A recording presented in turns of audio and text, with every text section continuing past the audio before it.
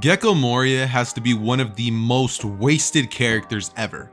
He has, in my opinion, one of the most overpowered fruits in all of One Piece. Legit able to enslave people, control shadows, and swap places with the shadows. It's so broken. And today's video asks the question of what would happen if Naruto ate the Kage Kage no Mi. Also, by the way, Izukage's coming back and is dropping what if Naruto ate the hold on no Mi. So anyways, enjoy. Hey Ross, sauce it up.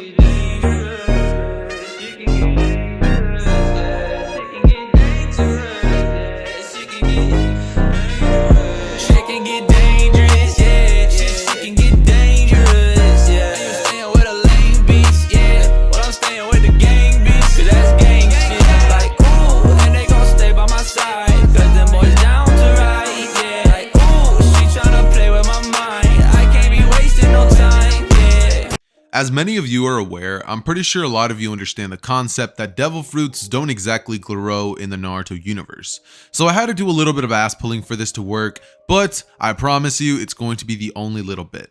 In this version of the story, the Otsutsuki, when they grow a chakra fruit tree, there's also going to be a second fruit that grows every time. These are going to be mythical devil fruits. And what happens is essentially that it's random. So they might get the Jacket no Mi, they might get Kaido's devil fruit, the Pika no Mi. You know, honestly, the options are endless. Normally, it ends up only sprouting one devil fruit and one chakra fruit. So when Kaguya comes down to Earth, she ends up essentially eating the devil fruit as well as the chakra fruit. And we all know devil fruit powers aren't exactly passed on to your offspring. It's whoever consumes the devil fruit. So this really won't change nothing in terms of the Naruto lore story. Essentially, the only small little change that's going to be happening is that the other devil fruit that ends up sprouting is the Shadow no Mi, which is essentially the devil fruit of the villain known as Gecko Moria or the Warlord. At this point, I'm guessing a lot of you guys are wondering why two sprouted this time, since I already stated that only one grows. Honestly, plot, okay? Just bear with me. Two ended up growing this time, but since that's never happened before, Kaguya was none the wiser. And let's just say that this fruit got passed along because people were fascinated at the fact that it never grew old. It never died. Nobody ever ended up eating it. And it kind of just got passed around over the years until it eventually fell into the lap of Minato, who, once he died, actually had more than enough air in his body to tell Hiruzen to give him that gift when Naruto is of a ripe age. So what ends up happening is essentially the story of Naruto goes just like it does in canon up until the age of a Naruto who is 4 years old. Now Naruto would pretty much just be chilling one day, right? He's just doing his thing, you know what I mean? And Hiruzen ends up just being like, Naruto boy, I have a gift for you. Naruto goes over to Hiruzen and he essentially ends up handing it to Naruto before turning away. But as soon as he turns back, Naruto already gobbled the entire thing down, saying, ugh, that tasted awful. Why would you give me this? And Hiruzen is shocked. He's like, Naruto, did you eat the... But before anything could happen, Naruto just changes his skin color. His skin color turns to that of Gecko Moria, and his hair, it changes as well. Hiruzen wonders what just happened, as he simply watches this and is just shocked at the fact that this dude straight gobbled this fruit up immediately. Naruto is disgusted at what just happened, but for some reason, he now knows exactly what this is. It's a devil fruit, known as the Kage Kage no Mi, or in English translation, the Shadow fruit. Hiruzen would ask Naruto what just happened, and Naruto would inform him that he ate a devil fruit, telling him, I have powers now.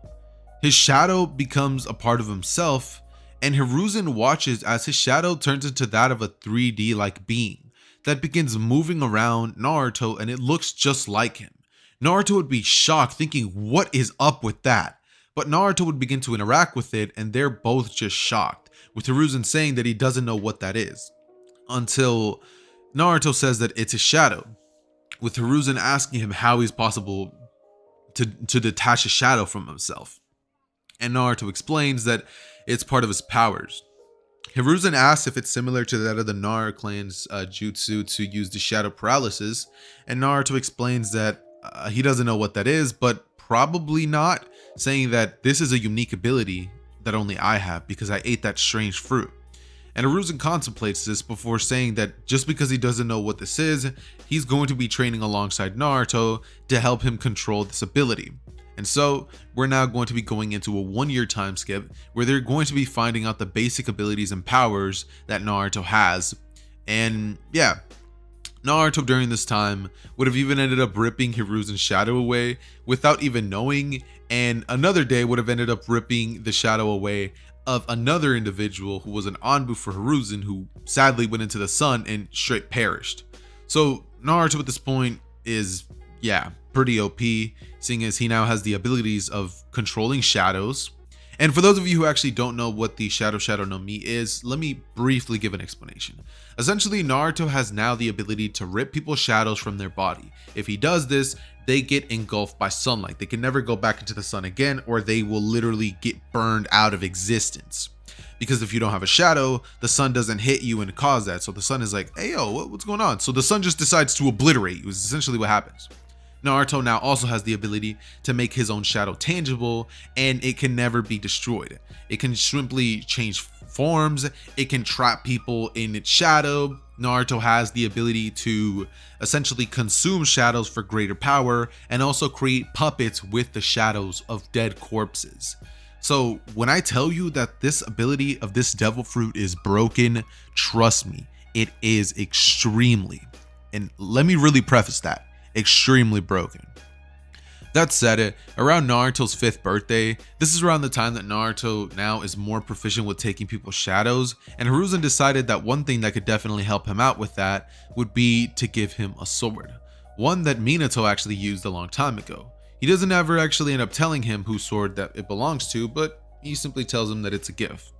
Naruto holds it dear to himself, and for the following years, he decides that he's going to be needing greater speed if he wants to rip people's shadow, with precision, giving Naruto tons of scrolls to use to train with. So, for the following years, now Naruto's gonna just be doing as he pleases. Since now Naruto's going to be living by himself. Naruto at this point, he's going to be turning around 7 years old and would have been training with his abilities for the time being. And during this time, Naruto would have grown to be hated by the villagers after Danzo exposed the secret, leading to him wondering why this is the case. So eventually, Naruto would end up actually pressuring somebody in the village to actually tell him what's going on, asking him why he hates him so much by ripping out his shadow and making the dude like squeak. He starts squeaking and telling him everything. And after Naruto finds this out, he asks Hiruzen about this, and he doesn't take any BS as an answer. He wants to hear everything. No more secrets, Hiruzen. I'm more than old enough to listen to what you have to say, and I'm more than strong enough. Just tell me, why do I have this beast, and who are my parents? Where are they? Hiruzen sighs and walks Naruto over to Kushina and Minato's grave, with him asking why they're here, and Hiruzen telling him that this is his mother and father, explaining the events that happened on that fateful night and telling him why everybody hates him. Naruto, after hearing this, would say that this makes absolutely no sense. Why would this be the case whatsoever? I mean, he didn't do anything, the fox did, and just because it's inside of him, that doesn't mean that he's gonna get possessed. He asks Hiruzen why these people are so dumb, and Hiruzen simply explains that that's the burden of a Jinchuriki, something that your father passed down to you, sadly, on that very night. Naruto says it's whatever at this point and decides to tell Hiruzen thank you for telling him the truth. From here, later in the night, he decides to essentially run out of the village to find some enemy ninja and rips their shadows up, leaving them there to simply just be knocked out, and whenever the sun comes out, their bodies disappeared. During the nighttime, Naruto would return to the graves of Minato and Kushina and dig them up. And when he does this, he ends up putting both of these shadows into their bodies, pretty much making it so that now they're under his control, and he now has 2 puppets, something that would spark a goal inside of Naruto's head, something that would give him new aspirations. After this, he decides that he's now going to be training with them in the Forest of Death for years, where he goes off to practice his abilities and skills. He goes on to rip animal shadows and such, and during this time, he would work on his speed most of all by running constantly and also training his skills as a swordsman, seeing as he's going to be needing to have a pretty precise cut and finesse with his Kenjutsu skills if he wants to be able to rip people's shadows out with extreme finesse. We all know Gecko Moria in the story of One Piece had so much more potential, and his Devil Fruit is so broken. I believe that if the Devil Fruit ability was to have been given to anybody else, they would have done the utmost best when it comes to controlling the powers. But it's just a damn shame that it happened to go upon, someone like Moria. Naruto, however, he's going to be taking full control over these abilities. And so, Naruto would work on his basic chakra control, where he knows a couple basic academy level jutsus. Eventually though, within years, Naruto would get a perfect understanding of his powers just like Gecko Moria, not exactly ever reaching some sort of crazy awakening state, but it is nonetheless very, very powerful. During these couple of years, he would have ended up becoming good friends with Shikamaru, seeing as they both connect with the fact that they can control shadows, as well as graduating from the academy because he blackmails Iruka by stealing his shadow and telling him that if he ever says anything, he'll rip out the shadows of the entire classroom and make them burn. So yeah, Iruka is forced to pretty much pass Naruto, and during the years of the academy, Naruto grew lazy after mastering his Devil Fruit abilities mostly, ended up becoming complacent and stopped working on his speed and strength and all that. During the time that he was in the academy, he would have ended up having a huge disdain for that kid known as Sasuke Uchiha, because as Naruto sees it, he gets all the girls while Naruto gets none, and Naruto, thinking that nobody likes him, would be very angry. But plot twist, Hinata does, you dumb. Okay, I'm not gonna finish that. But anyways, graduation day would come, and eventually on this day, Sasuke would actually give Naruto a dirty look after seeing that Naruto was just staring at him. Naruto would walk over to Sasuke and ask him why he's looking at him, asking him if he has a problem, and that if he does, to just say it. Sasuke would say he does, and he would end up actually pushing Naruto away, before saying that he's been a huge pain in his side for the past couple of years, saying that he's always been itching to fight Naruto. Naruto would look at him and proceed to tell him that he is never to put his hands on him again, as Naruto uses his puppet and pretty much not puppet, but his shadow to pretty much come out of himself, revealing it to Sasuke. And Sasuke would smile before then weaving hand signs for a fire style, but the puppet would simply disperse and open where the fireball went, and then close up once again as it rushes at the direction of Sasuke and it traps him inside of a shadow prison. It pretty much forms into a ball and keeps Sasuke in there, and Naruto would go on to beat the ball over and over constantly until by the time that he opens it, Sasuke is bleeding from a bunch of different spots, and Naruto would put him in his place, telling him that he's nothing, that even though he's part of some special clan, he is nothing, that maybe the Uchiha are just weak and better off dead. Sasuke would get extremely angry at this and try to kill him, but Naruto would rip away Sasuke's shadow until the very next day, where Sasuke has been having to be forced to sit there or else he was gonna get burned. And so the very next day, Sasuke, on the day where they're supposed to meet their Jonin senseis, would have to beg Naruto for his shadow back. And Naruto would decide that he'll give it back the moment that Kakashi arrives. He gives it back, saying that he can't have some liability on the team, and explaining to him that he better not get in his way. The Kakashi stuff, yep, it happens, and the next day would end up coming along, where they end up meeting Kakashi for the bell test, with Naruto immediately as soon as it starts, trying all of his best moves, and actually trying to blitz at Kakashi and rip his shadow out. But it doesn't work. Kakashi is simply put, out of his league. He's way faster than Naruto and was definitely able to react to something like this. He doesn't actually end up catching him off guard, and Naruto was just shocked at the fact that that happened, because from his experience, he's never been able to not rip somebody's shadow out with that move. And what essentially Vanishing Flash is, it essentially is when he rushes at them at top speeds, appears behind them, grabs their shadow in a split second, and cuts it off. But Kakashi was able to turn and kick Naruto away, which caused Naruto to be pretty irritated because, like I said, never happened before. He tries using his shadow to fight against Kakashi, but Kakashi is more than strong enough to keep it at bay. Even though he couldn't hurt it, he was definitely able to keep it at bay. And so Naruto, being angered at this, would decide that he's going to be summoning his puppets. And this is when Minato and Kushina would pull up, with Kakashi being absolutely shocked at seeing Minato and Kushina standing and walking. They begin rushing at Kakashi and would catch him off guard long enough for Naruto to appear right next to him and snatch the bell straight from Kakashi's pockets, with Naruto laughing, saying that this Jonin sensei isn't as powerful as he thought. Kakashi would turn to Naruto and ask him how they're standing here and what's going on. Naruto explains there's puppets, and Kakashi would be angry, saying why he did that, with Naruto saying that they were no good parents who never did anything for me when they were alive, but now they're gonna serve me. Kakashi would be shocked after hearing this explanation from Naruto, and he would think to himself that there's no way he's gonna let this continue, showing off his Sharingan, with Naruto smiling and saying that for the first time they can rest, he supposes, thinking that he's gonna be needing way more power and speed to keep up with somebody like him.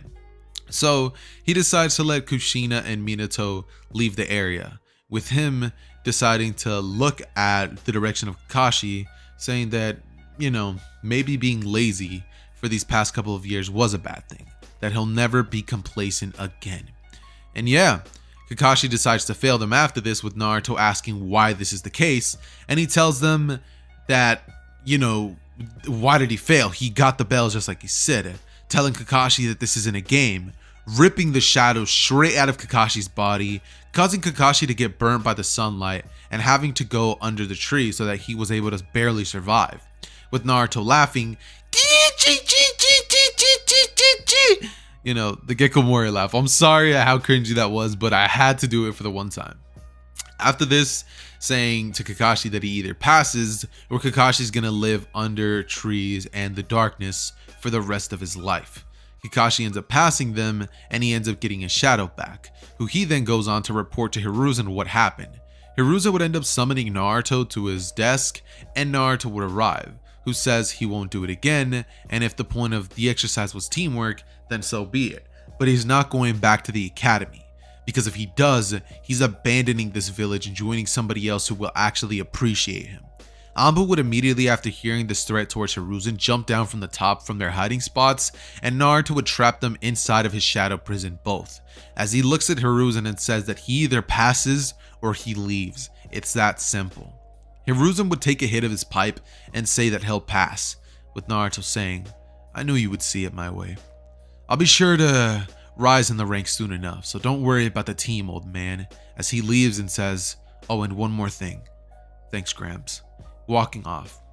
Following this event, 2 weeks of worthless missions would go by, which Naruto would use to train his physical body, trying to master the basic chakra controls like water walking and tree walking, by going to the library and taking a couple of scrolls.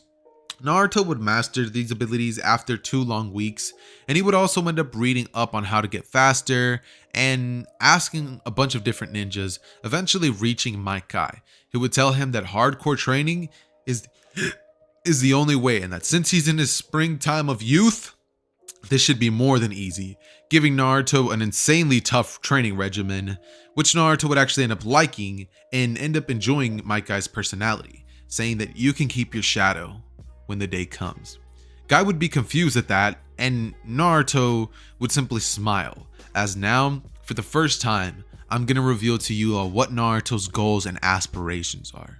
See, Naruto's goal is to create his own nation, the land hidden in the shadows, to take so many puppets that he can create the most powerful army that would be able to rival all of the other 5 great nations and make them bow before his knees. That is Naruto's goal. And that he will do very well.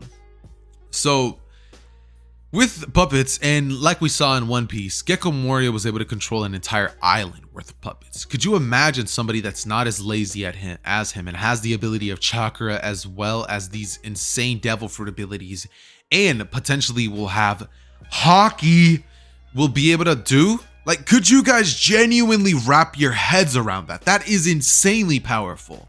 But we'll get to that bridge whenever we get to it. During the years, Naruto obviously would have stole plenty of shadows in the village, and Naruto is very, very powerful. But we're now going to be cutting to the day where they're going to be leaving for the Land of the Waves. I'm not really going to be covering what happened leading to that, seeing as many of you guys could probably put two and two together. But they end up going on the journey, and about 30 minutes into it, Naruto would notice two ninjas of enemy nations nearby. And once Naruto notices this, he's the one who actually rushes them, and he proceeds to use Vanishing Flash to rip their shadows from their bodies, leading to them being obliterated by the sun, a truly cruel way to die. As he would then smile and say, "That's two more." He proceeds to consume them for a later date, gaining slightly more powerful, and the mission would go on until they eventually end up running into a thick mist, which would be the introduction to Zabuza and Haku, but for the time being, just Zabuza.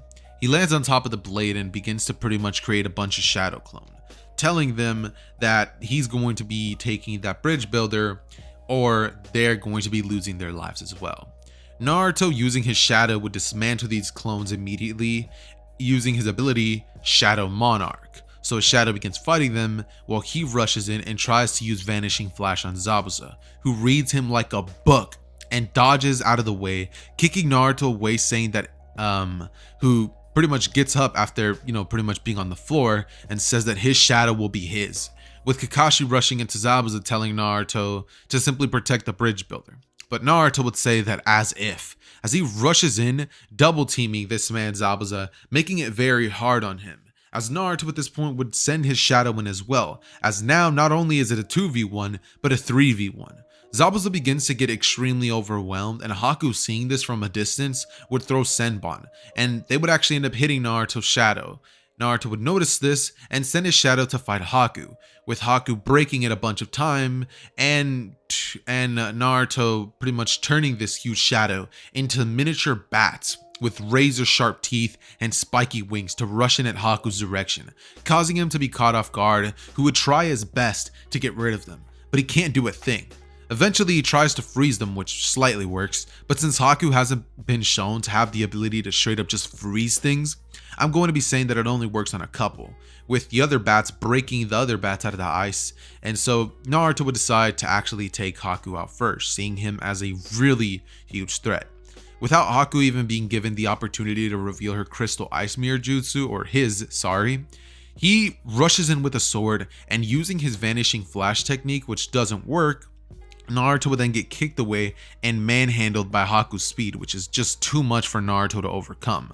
But Naruto decides that enough is enough, and he uses his shadow prison to catch Haku in and beat the ball, so it hurts Haku, who is inside, being currently weakened with each and every single blow. He makes his shadow hold Haku down as he walks up to him and rips Haku's shadow straight from his body. He would then consume it, and Haku, who is simply laying there ready to die for the next day when the sun eventually comes out, would just be unconscious, seeing as when somebody gets their shadow ripped out, they lose consciousness and just pass out into a coma-like state for a couple of hours, if not a day. And yeah, after this, Naruto consumes it as his power grows exponentially, using Shadow Asgard, which is the name of his ability when he pretty much consumes very powerful shadows. And yeah, after this, Naruto decides that he's going to be rushing in for Zabuza, as his puppet and himself switch places, with his puppet running up on Zabuza, getting really nearby, and Naruto would swap places with his puppet, causing him to actually land a really good sword strike on Zabuza's chest, weakening him down long enough for Kakashi to charge a Chidori up and kill Zabuza once and for all. With Naruto looking at the direction of Zabuza, who at this point is on the ground near death, Naruto would walk up to him as he grabs his shadow from the ground and rips it away, before then laughing menacingly, going "Chee chee chee chee." Oh my god, I'm sorry, I had to do it. And he would pretty much proceed to summon two very familiar puppets in the eyes of Kakashi, Minato and Kushina. He places the shadows of both Haku and Zabuza inside of them, as now they're even more powerful than they were before.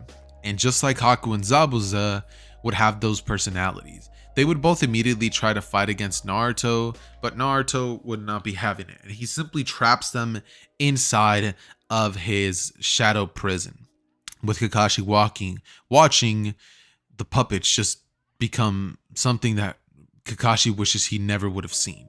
He would be angry, but seeing as he doesn't have that much chakra, for now, he'll just have to deal with it.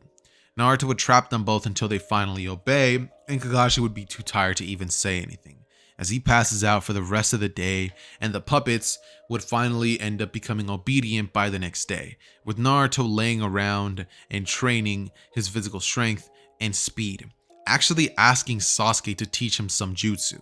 He tries to learn something, but he has a very hard time controlling his chakra and wonders why that is. So he simply trains by fighting against Zabuza and Haku's puppets, who are now known as Minato and Kushina, until the day comes where they're finally on the bridge. Now, when they're just helping reconstruct it, Sasuke and Sakura would just, be laying around, and at this point they both would have actually learned how to tree climb and all that stuff.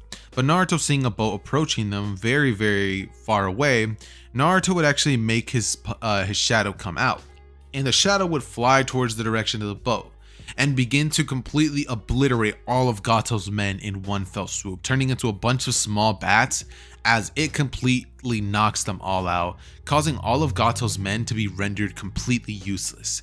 And once that happens, Naruto switches places with his puppet, who flies back over as Naruto proceeds to take each and every single shadow from all of the men that Gato had.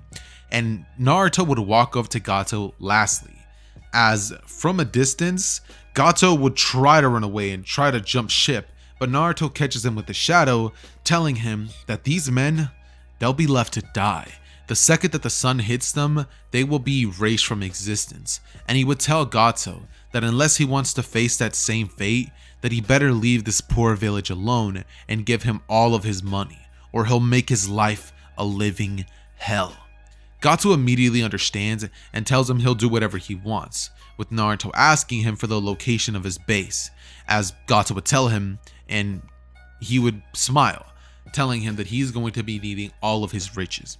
He flies back to Team 7 with Gato on the boat, getting closer, and he informs them that he'll be back at the village very, very soon, saying that he's going to be taking all of the riches of Gato and his men. And so he creates massive wings with his shadows as he holds onto Gato and flies off towards the direction of all of Gato's riches. When they arrive, they discuss a couple of things, and Naruto would pretty much just be putting Gato under his foot, with Team 7 talking about how creepy and evil Naruto is on their way back. Kakashi saying that someday he'll free the body of Minato and Kushina and let them rest as they rightfully should, saying that he's not going to allow this to slide any longer, even if he's their son or not. Kakashi does not want Naruto on Team 7, but Naruto couldn't care less what they talked about, seeing as for now, he's collecting the means to start funding his village from Gato, and he would end up taking a bunch of riches for himself and taking Gato's soul, or no, not soul, but taking his shadow, killing him, and then placing another obedient shadow within Gato, telling him to make sure that he controls all of the riches. And now he's simply going to be kind of controlling everything that Gato's real body does in the shadows. So for now, Naruto would end up just returning back to the village and eating a bunch of ramen, pretty much going into a food coma for a couple of days before Sasuke informs him of the Chunin exams.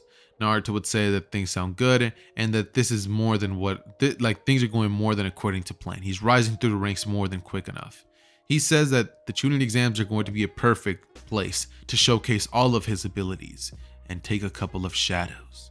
And so we're just basically going to quickly cover everything that happens before they actually end up entering the Forest of Death. As we know, they have their trials. Naruto passes that. And so the day comes where they end up entering the Chunin exam.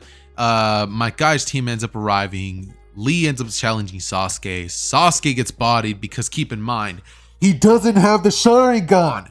And it stays like that because he never fought against Haku, making that event with Naruto and Sasuke, that emotional moment, never happened. So no Sharingan, weaker Sasuke. Lee outclasses Sasuke so bad, and Naruto was extremely impressed by his speed, asking him if he also followed Might Guy's training routine, with Lee saying that of course he did, he followed it to a letter. Naruto would be excited and tell Lee that he'll definitely be spared as well, before then walking in, taking the actual written exam, and finally going outside, to which Anko would begin to explain everything that comes with the Forest of Death, as well as making them all sign contracts for in case they die.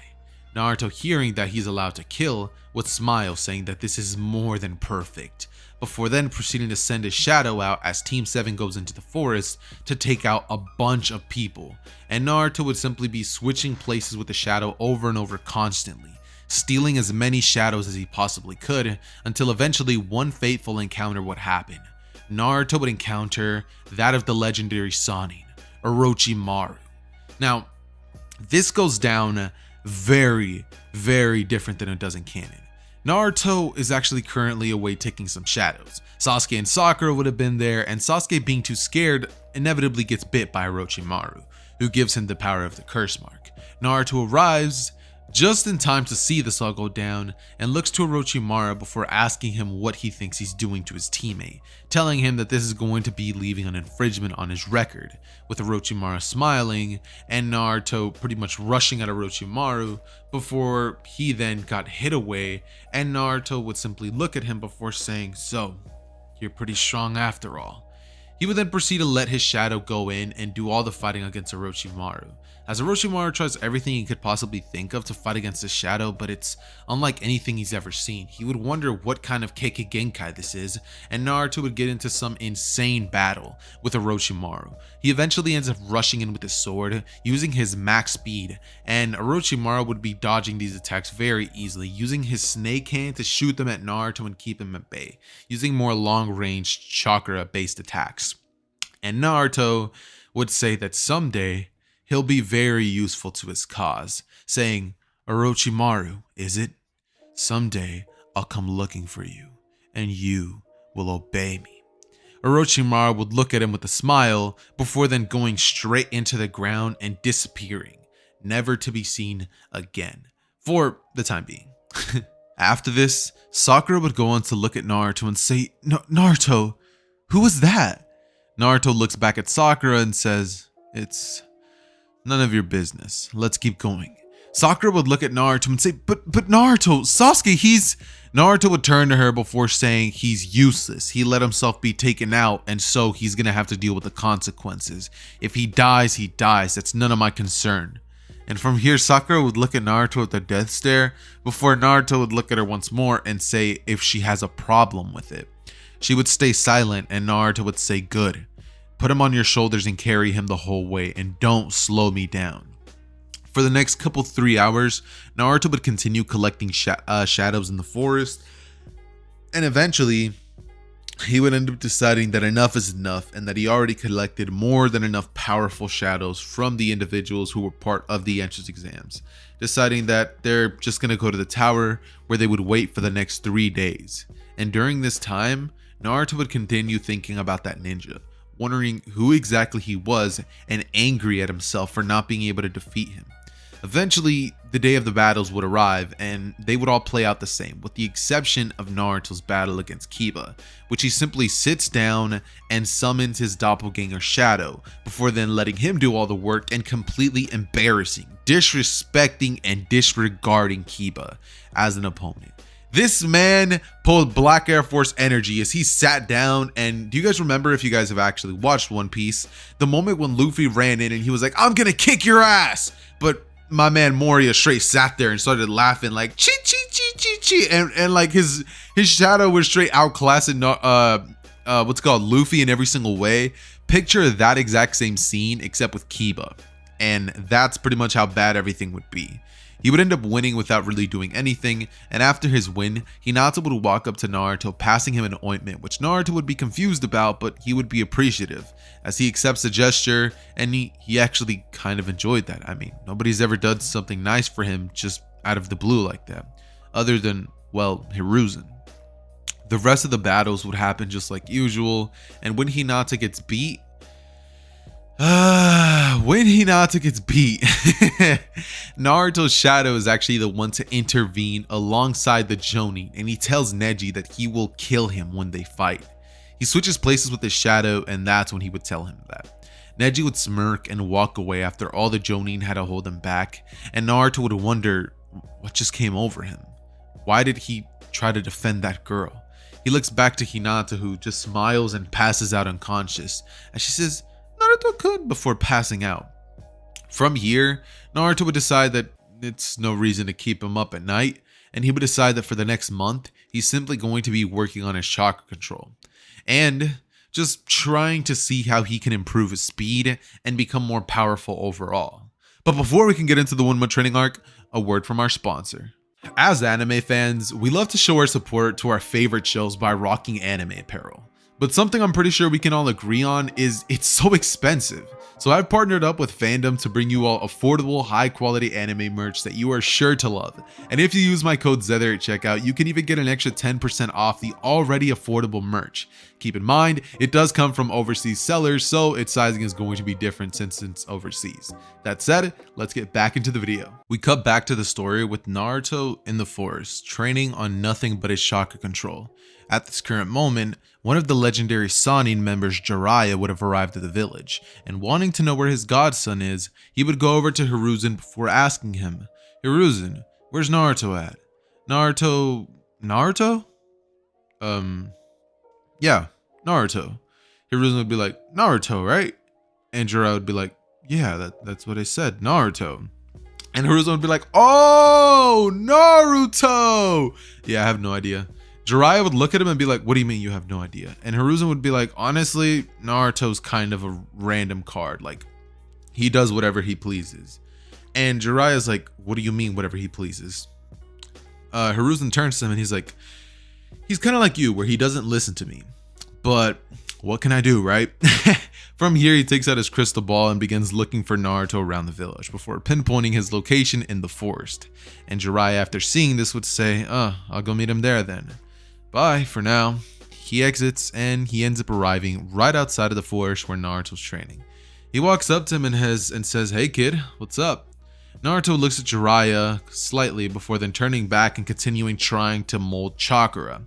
Jiraiya, seeing this, says, you're doing it all wrong, kid. And Naruto simply says, get out of here, old man. Beat it. I don't need some advice from an old geezer who's one step into the doorway of death. And Jiraiya would say, geez, that's harsh, kid. Before from here, he explains to him that he's the legendary Sannin, the Toad Sage Jiraiya. And Naruto's like, bro, I've never heard of you. Get lost. Like, I don't care who you are. Jiraiya is absolutely flabbergasted. This man is like, hold on now. What do you mean you don't know about me? What are you talking about? And Naruto's like, I don't know about you. Who even are you? And let's just say Jiraiya gets a little bit offended, but he proceeds to tell him that, how about this? He stays and helps him train if he can beat him in a fight. Naruto laughs after hearing this mention, and he genuinely thinks that Jiraiya is joking. Like, he doesn't know who Jiraiya is, and he thinks that Jiraiya is just some weak old man from his appearance alone. So Jiraiya smiles, and Naruto does as well, before then shooting his doppelganger clone at his direction, and then creating 3 clones, which they would all merge and rush in at Jiraiya. Jiraiya would end up figuring a way around them and would pretty much start being caught off guard by these strange abilities that Naruto possesses. Since he has no idea of all these attacks that he has, Naruto is kind of a wild card, and Jiraiya is doing his absolute best to keep up with him, but he is definitely struggling quite a bit. That said though, Naruto trying his best to just defeat Jiraiya with his doppelganger would simply be just continuing trying to mold chakra. But it would be at this moment that Jiraiya would find an opening and dodge out of the way of the Shadow's attack before rushing in at Naruto's direction, using the body flicker and slamming a Rasengan straight into the back of Naruto, sending him crashing into a tree. Before then getting up and saying, that's not fair. How did you? And Jiraiya would say, I think I won. Naruto would say, why you? Before he then gets angry, and Jiraiya then explains, I can teach you how to do things like that. I can teach you how to read your opponents like books. Just give me 1 month, kid. I can help you become stronger. I am your godfather after all. Naruto, after hearing this, would say, my godfather? What are you talking about? I have no family left. My only family's dead. And Jiraiya would explain to him that he actually trained his father, so he could help train him as well, saying that he could make him a lot more powerful. Naruto looks towards the ground, then back at Jiraiya, and finally agrees, saying, whatever, I guess you could help me then. Before, for now, going on to train with Jiraiya for the next almost a month, right? Almost a month that he has to train before the Chunin exams battle against Neji. And during this time that he would actually train with Jiraiya, he would go on to learn 4 things. Number 1, the summoning jutsu. However, one thing that he ended up finding out about the summoning jutsu is that Naruto doesn't like toads. He views them as, well, lame. And he asks if there's any other animals that he can potentially try to summon. He also ends up learning the multi-shadow clone jutsu from Jiraiya.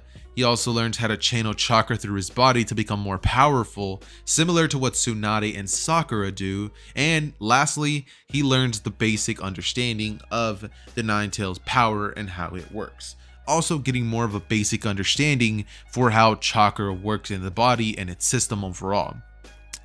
During this 1 month, he would gain a decent relationship with Jiraiya, seeing him as a powerful shinobi who he's also interested in, and he would use Jiraiya to kind of find more things out about Orochimaru, finding out that he's actually a little bit of a medical ninja himself, but the main one of the group was Tsunade.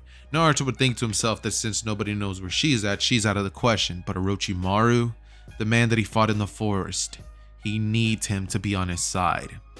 Naruto decides that for now, he's simply going to go about his life and find Orochimaru some other day. And eventually, the day of the fight would arrive, where Naruto and Neji would both be asked up by the proctor to come down and begin to be ready for their fight.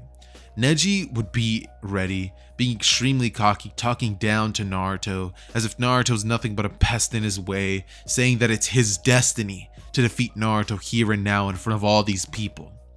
Naruto doesn't say a word, but he smiles and then says, "Chee chee chee chee chee." He smiles and begins to do a laugh as Neji is just completely creeped out by this. But from here, Naruto would simply utter, "Shadow Clone Jutsu," or multi-shadow clone jutsu, sorry, before 100 clones of Naruto's appear, and from there, all of their shadows would merge into one gigantic version of Naruto's shadow doppelgangers as they merge, and you could just hear Naruto say, "Shadow Monarch, destroy," before Naruto's shadow proceeds to just look down onto Neji, as with one fell swoop of his fist, which is in the shape of a hammer, he would crush Neji underneath him, almost killing this man upon contact.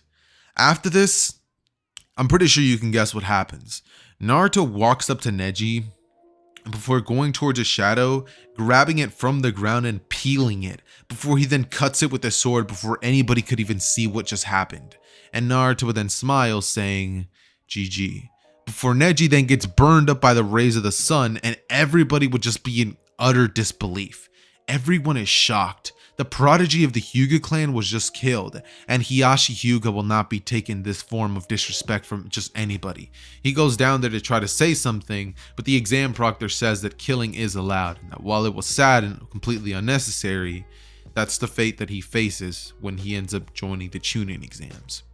This is when Naruto smiles and walks away, before saying that the Hyuga clan is nothing but has-beens.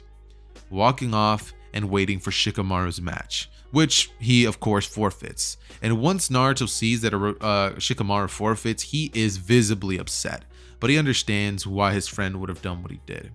Eventually though, the fight between Gaara and Sasuke would end up happening, leading to its eventual attack on Konoha, where Gaara ends up escaping and Sasuke goes after him. Naruto, seeing all this play out, he ends up creating a clone that he leaves back in the village so that his shadow could begin watching things, and Naruto would begin chasing Gaara as well as Sasuke, deciding that this is the perfect moment to strike, to steal Gaara's shadow for his own personal gain. And so, he begins running after Sasuke, with Sasuke and Gaara being at the head of the pack, eventually leading to the original event of Naruto. Except this time, Naruto is the one who ends up beating both of the Sand siblings in great fashion, securing both of their shadows, as they're then killed by the sun, and Naruto eventually would end up catching up to Gaara and Sasuke, as Gaara was about to pierce Sasuke with one of his final attacks after Sasuke failed to take out Gaara. This would lead to Naruto then smiling, saying that a power like yours can't just be put to waste, before he then hits Gaara away with the shadow puppet, and Gaara gets up angrily looking at him saying, "I'll kill you for that." Before then, Naruto would create a bunch of clones which would hold Gaara in place while he rips Gaara's shadow straight out of his body, and Gaara would go into an unconscious state, which is when Shukaku would actually take over, and Gaara losing consciousness would transfer ownership of the body to Shukaku himself, who's able to transform to a full-tailed beast state. And when Naruto sees this, he pretty much proceeds to no diff stomp this man and take Shukaku's shadow as well by using his multi-shadow clone jutsu technique, where he merges all of the shadows together and creates this massive, gigantic, huge shadow that was able to simply pummel Shukaku and no diff this man. So Naruto after this would end up gaining even more power. And not Gaara, but Kurama, watching this internally, seeing as Shukaku was single-handedly manhandled by this kid, smiles, thinking to himself that that was pretty fun. Simultaneously, as all this was going down, we have the fight between Orochimaru and Jiraiya. I was about to say Jiraiya, but Hiruzen going down.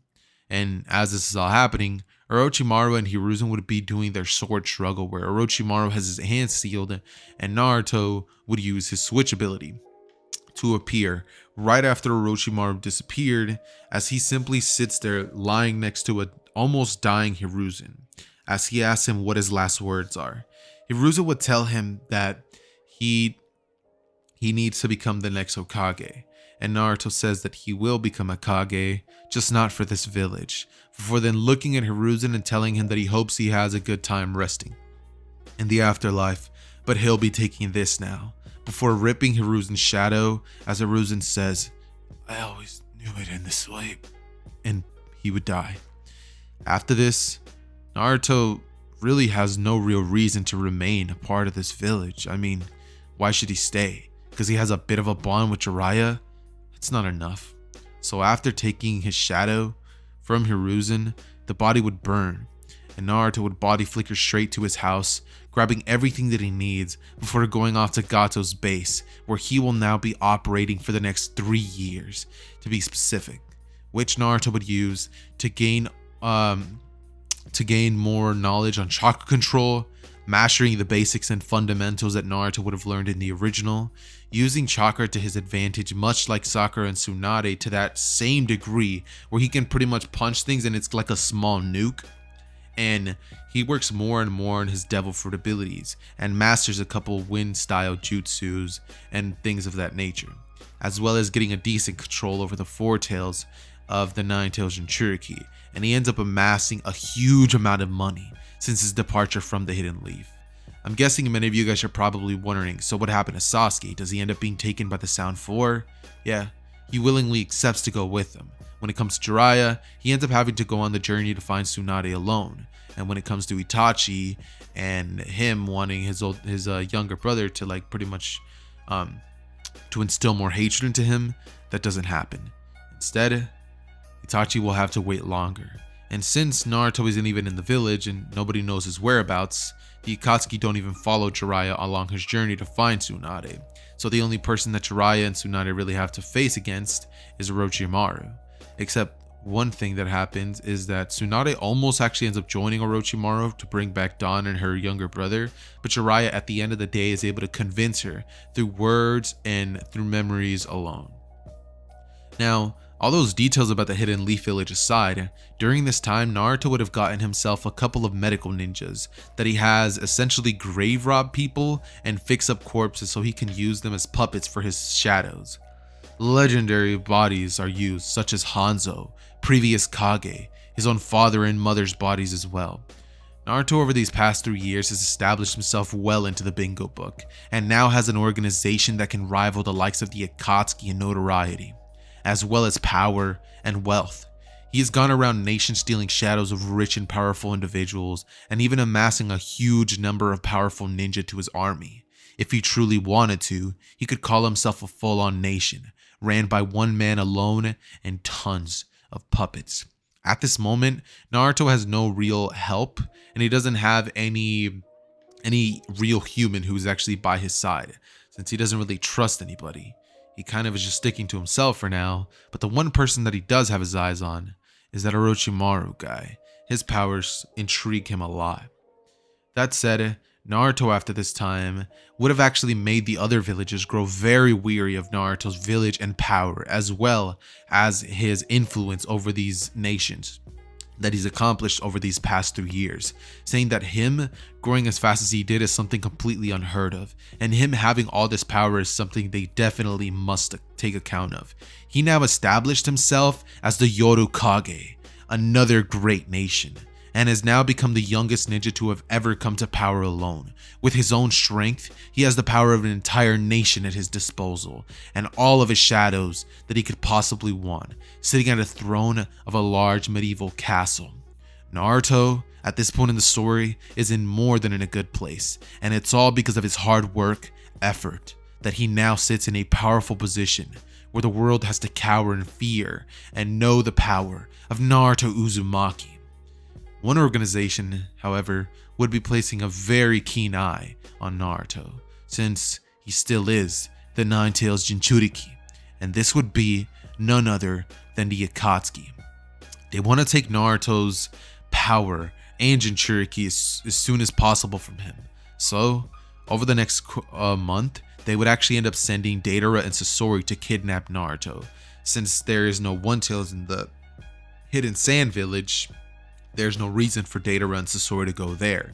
So instead, they end up trying to ambush Naruto himself. But let's just say that it doesn't exactly play out very good for them.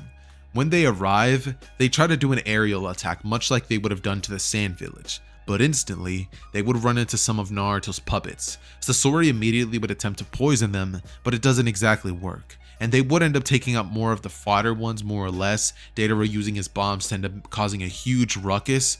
But after all this commotion was made, a bunch of the puppets would arrive, and Haku's vessel would hop in the mix, shooting a large amount of ice at Sasori, freezing the man in place until he eventually was able to break out. And he is then greeted to a Hanzo corpse with Hiruzen's fighting skills, as well as Gaara, who pops in out of nowhere and catches Deidara in a sand coffin, which Naruto comes out clapping and says, "Looks like the Akatsuki finally crashed the party. You know, I've been waiting for you. I didn't think you guys were going to be coming so soon after some 16-year-old kid. Looks like I overestimated the Akatsuki and all that they had. It's just about 8 members, right? That's all you guys have.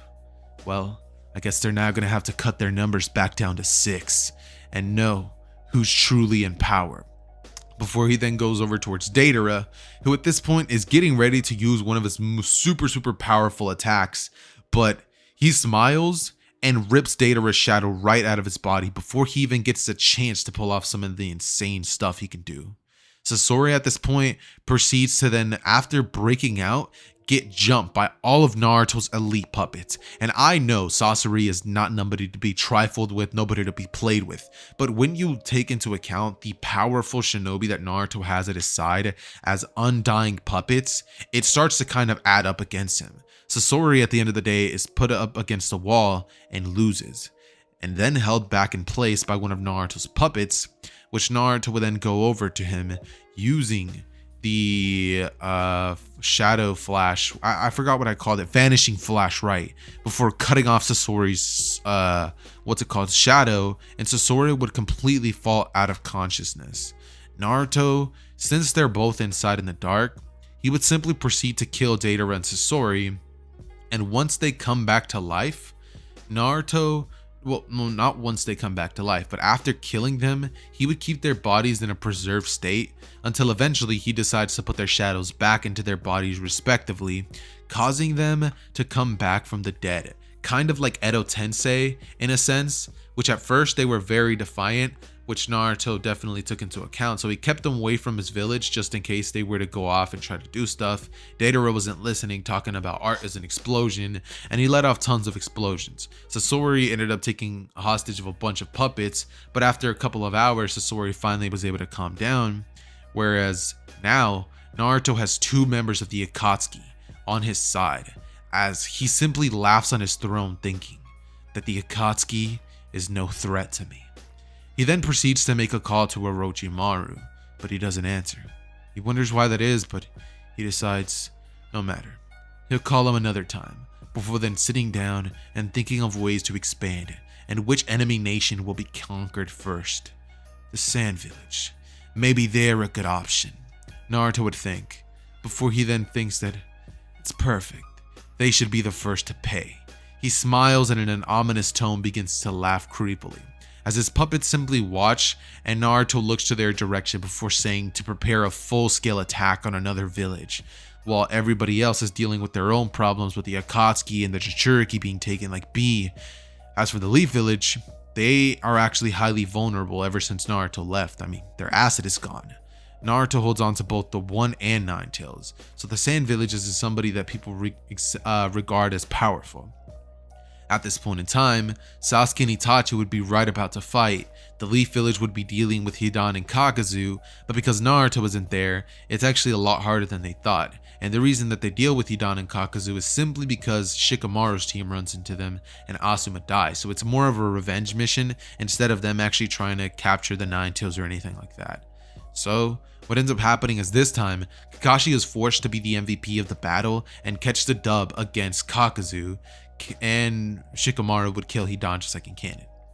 After this, we have the iconic Sasuke vs Itachi fight, as following those events, Sasuke ends up joining the Akatsuki and actually ends up crashing the Kage Summit. Well, it's gonna happen after a couple of events that I'm about to mention, but this part of the story is actually about to get down.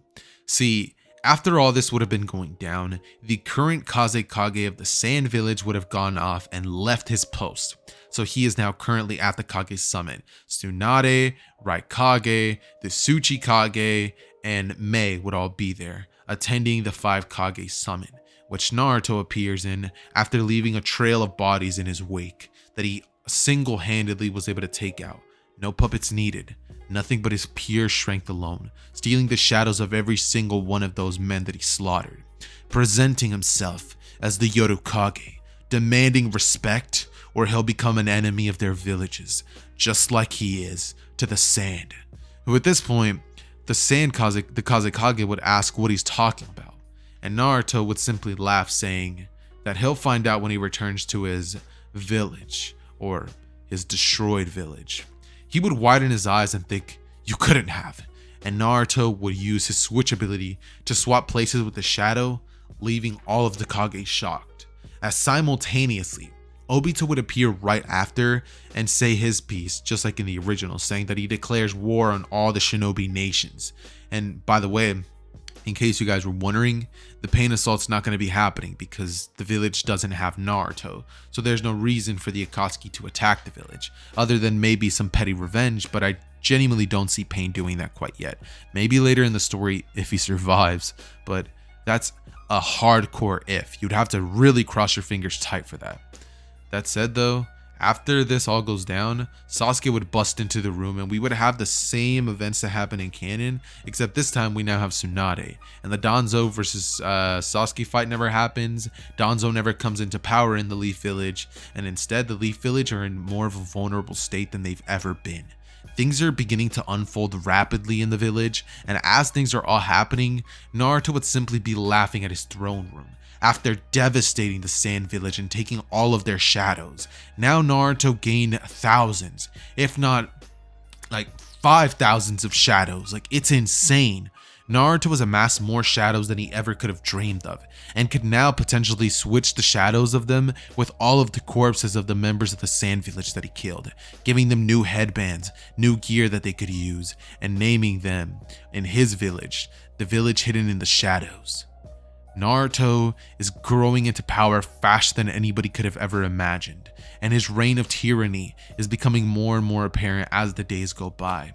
Eventually, as we know, Orochimaru ends up coming back to life after Sasuke and Itachi's fight, so eventually Naruto is actually able to contact Orochimaru and propose a deal to him. to join him in his efforts to conquer this world and gain all the knowledge and power that he could possibly want. Orochimaru, thinking that this is a good deal, would actually end up joining Naruto as his now official doctor as well as second in command. Orochimaru now has the power of leading an entire nation alongside the powerful Naruto, who would even get extra training from Orochimaru himself, and Naruto would even take some time off to try to explore the possibility of learning Snake Sage mode from Manda, which he's easily able to tame after showing just how vast his power is. The snakes fear him, and Naruto is a feared man in the world. He is the strongest, most terrifying person that you will ever come by. He single-handedly created a nation, took out many of the most elite, grave valuable ninjas, took all of the money that he could have possibly needed to create an empire, and did this all in the span of 4 years. This is something that will never be replicated ever again. Now, at this moment, the Kage Kage would want to try his best to do something against Naruto, maybe get some revenge, but he knows deep down there's nothing he could do alone. So he ends up joining the likes of the Hidden Leaf Village, seeing as they're on decent terms, and the 4 villages would end up actually deciding that first and foremost, they need to handle Obito and the Akatsuki. Naruto could not be bothered at all. And since Orochimaru isn't on his side and Kabuto works under Orochimaru directly, Obito doesn't even have access to all of these Edo Tensei summonings like he did in the original. Suffice to say, I genuinely believe that the Shinobi Alliance that they have currently could potentially pose a major threat to that of the Akatsuki. Itachi's dead, Pain is still alive, so maybe not. It's more or less going to be an even battle where only the 5 Kage are going to actually be able to put up a fight against the top tier members of the Akatsuki. But that said, I mean, we only really have Obito and Pain, Konan, and Kisame. We also have I think that's it. There's literally 4 people against 4 entire nations. Obviously they have a couple of extra ninjas that agree with the cause of the Akatsuki, but I mean, this is going to be an all-out war, something that nobody will be able to escape. Eventually though, after the dust settles, with Kakashi and Might Guy's both additions into the war, they are barely able to actually take out Obito and Pain, with Might Guy having to activate his 8 gates and actually dying this time, and Kakashi pushing his Kamui to the next level to finally help Might Guy counter that beast and behemoth that is Obito. But with them never even having the chance to even take out Naruto, Kaguya is out of the realm of possibility. That is something that simply never happens. And if I'm being quite honest, even if Kaguya was somehow brought back to life, Naruto's physical strength obviously wouldn't match hers. His speed would definitely not match her. She would have made a huge fight against Naruto, but the way that everything was playing out, it just wasn't gonna happen.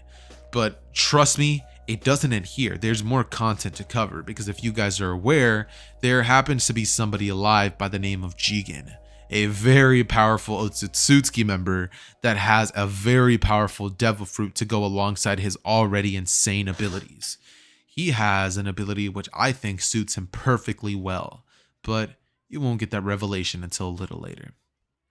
So with the Akatsuki being permanently taken care of and the battlefield being decimated with tons and tons of bodies, Naruto definitely would have taken this opportunity to try to meet up with the other Kages, asking them to let bygones be bygones. If he is allowed to be integrated into the 5 great nations, he will align himself with the villages and promise not to take from them ever again, in exchange for women.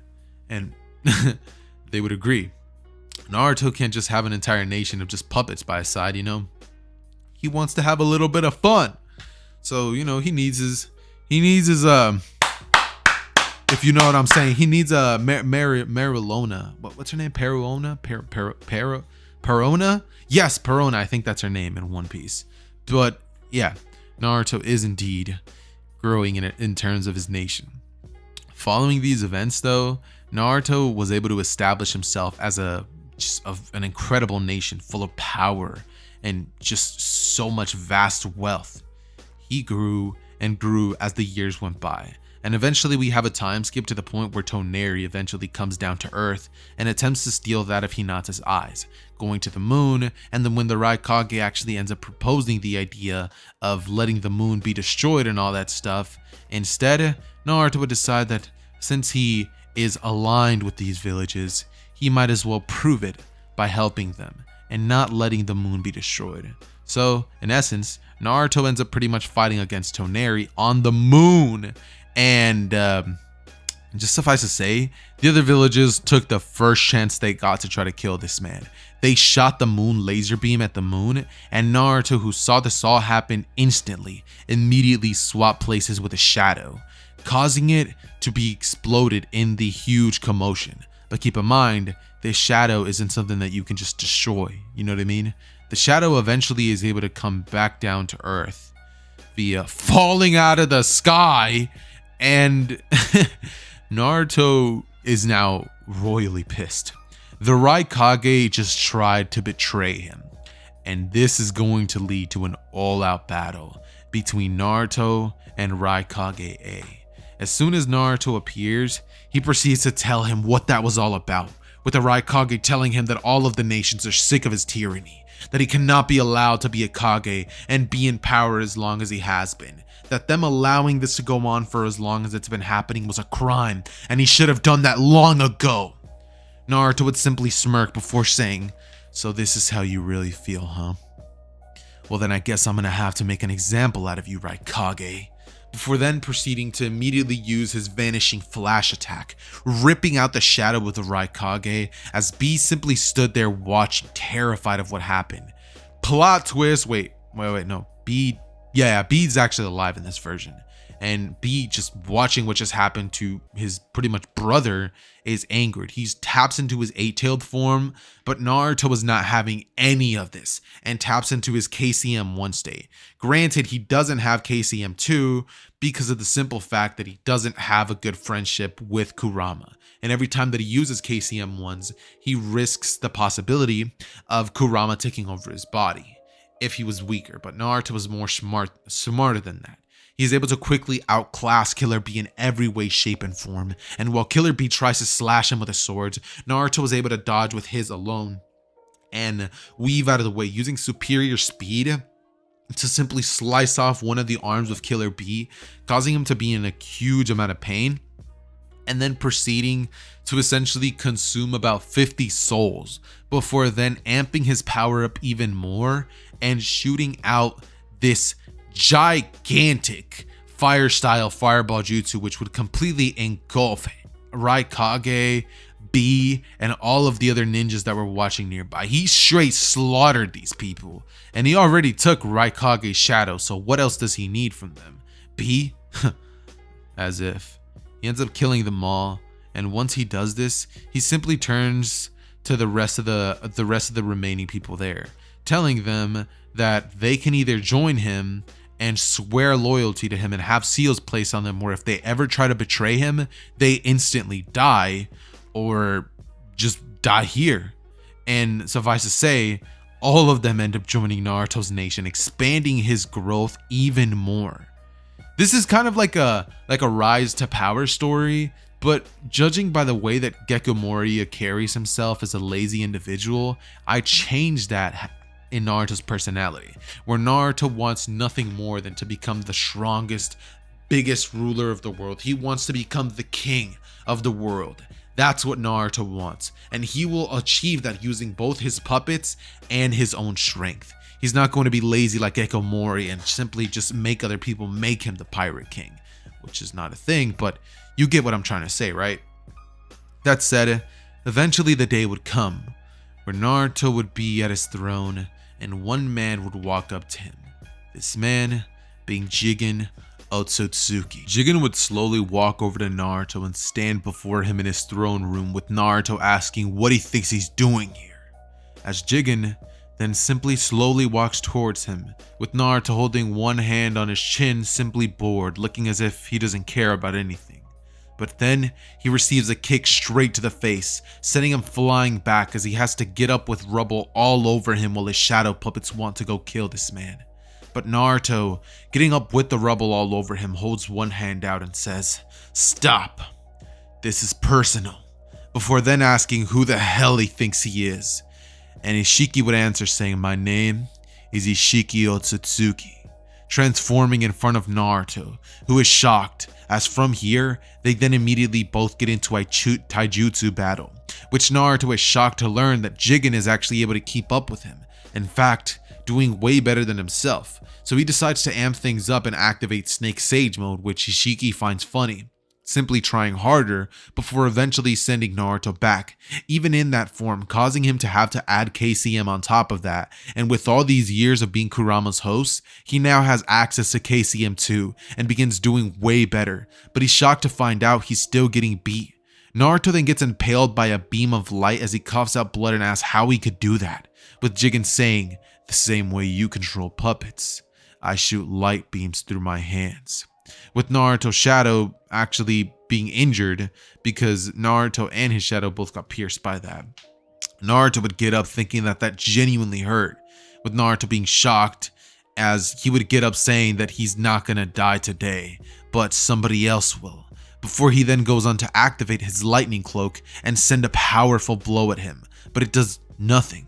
It goes through him, and Naruto would be shocked, asking how, before getting kicked away at light speed with Ishiki introducing himself as a Notsutsuki member, that he is unfit to wield that power. Naruto gets enraged and says he thought he would never have to go all out, but now he does. He then proceeds to say, "Shadow Asgard," as he summons all of his shadows to him and grows substantially, as he then says that today he'll die for his insolence.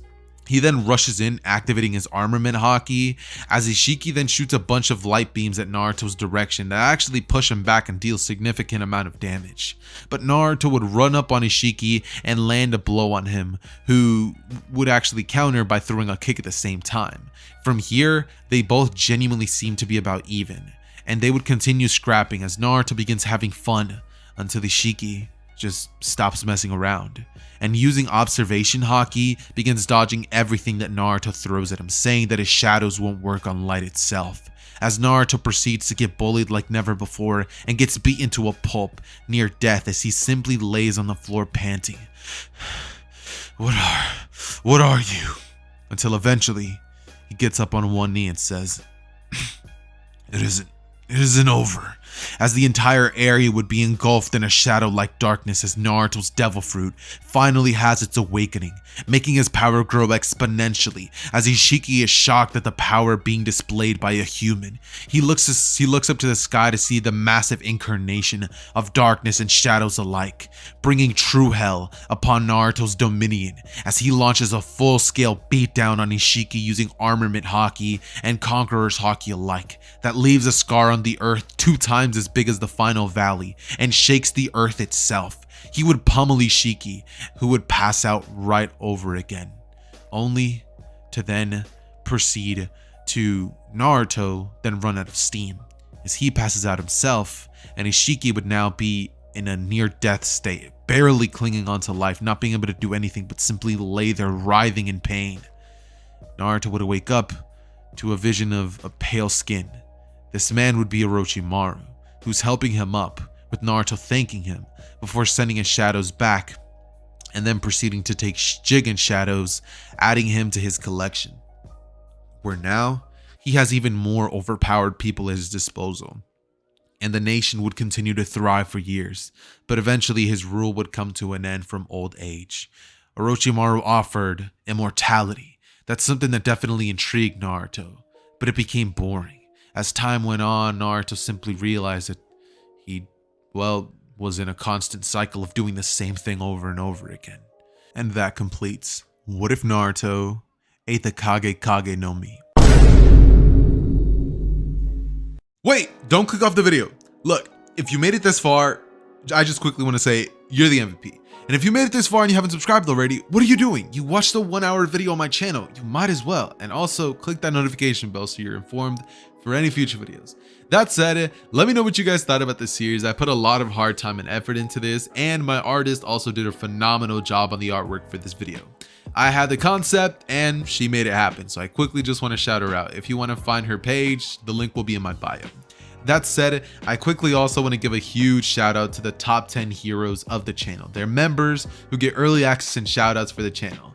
Number 1, Steamzy124, thank you so much, and Dead Rising 28. Thank you guys so much for being top 10 heroes of the channel. It truly means a lot and you guys help more than you think. That said though, guys, yeah, if you guys enjoyed the video, make sure to smash that like button, seeing as it genuinely does help a ton with the algorithm, and comment down below what Devil Fruit ability X My Hero or Naruto you guys think I should do next.